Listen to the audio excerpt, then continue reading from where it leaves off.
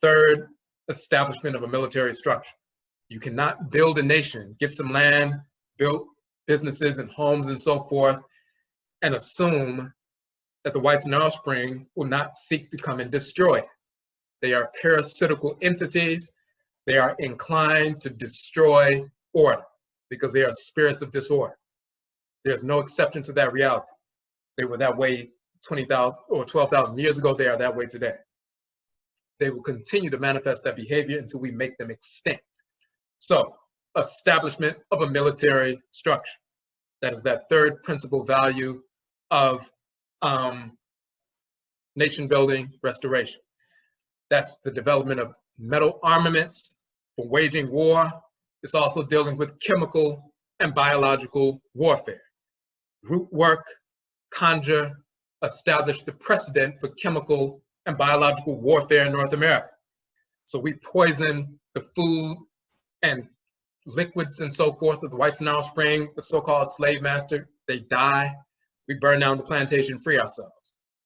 We poison the whites and offspring in different ways. The water supply, when Okumfo Kwabena, so-called Denmark VC, when they were planning the revolt in South Carolina and so forth, it came out in court documents later that they had planned to poison the water supply and so forth, kill everybody in the town.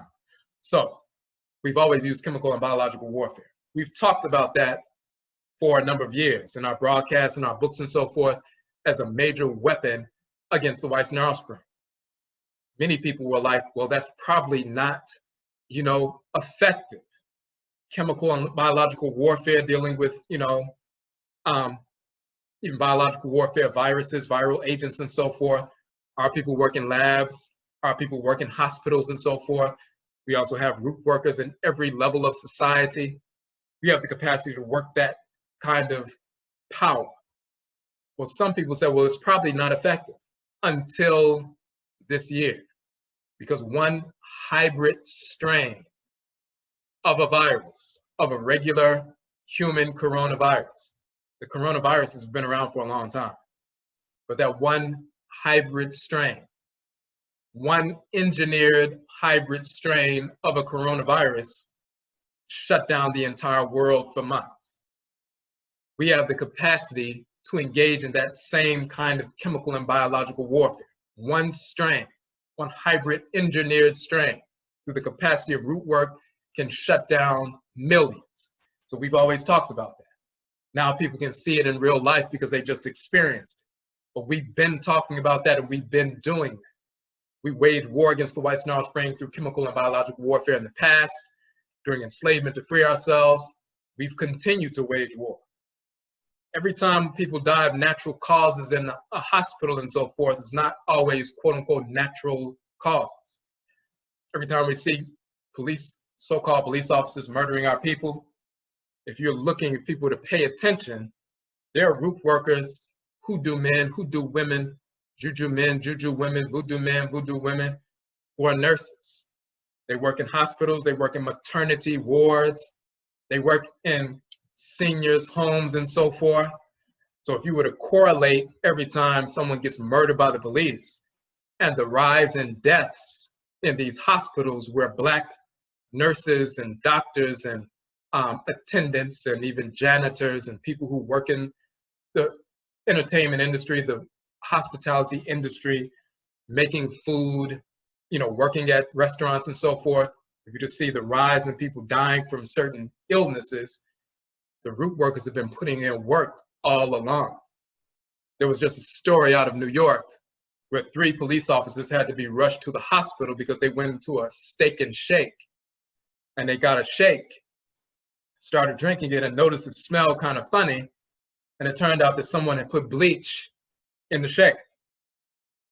Every time the whites and offspring go into a restaurant where there's a Black employee, they should fear for their lives. They don't know if that's a hoodoo man or hoodoo woman.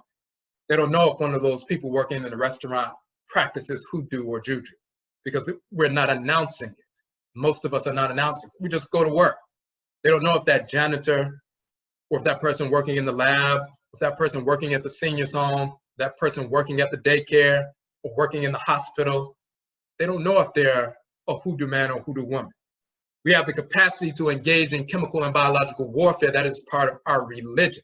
It is a religious conviction to wage chemical and biological warfare to eradicate our enemies.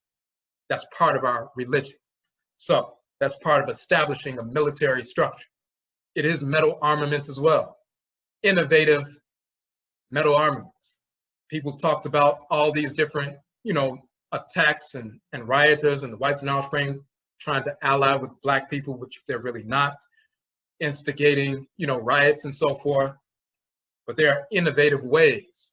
People use drones to deliver packages. People can use drones to deliver explosive devices. It's not always about grabbing a device and throwing it. People can use drones to do that. There are many different ways, innovatively, to wage warfare.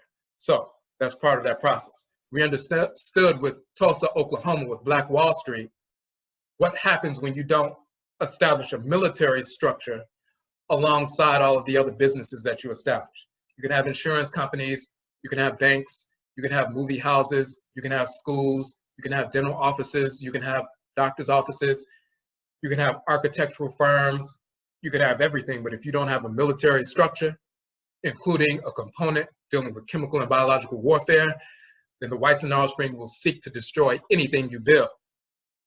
When they know you have the capacity to eliminate them and they feel it, then they have to back off. When our brother Okunfo Maaka went to Dallas and massacred 5 cops a few years ago in July, that shut down all of that white cop killing Black people. He massacred 5 cops in one night. 10 days later, Okunfo Osar Setepenra went to Baton Rouge and killed 3 more cops. They killed 8 cops in the course of a week and a half. They did more for the liberation of our people in a week and a half than these organizations have been doing in 100 years. Because when they massacred 8 cops, they took 8 individuals off the field.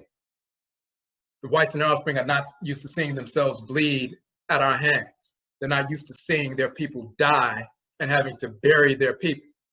Every time one of them murders one of our people, we need to execute them. No marches, no legislative, quote unquote solutions. When they murder us, we eradicate them, period.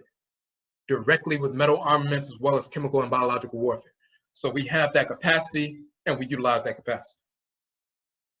The 4th principal value, the institutionalization of values, establishing training, educational, industrial, cultural, and religious institutions, train our people in architecture, train our people in medicine, train our people in engineering, train our people in ritual and so forth. Every institution, we need to institutionalize our values by building institutions.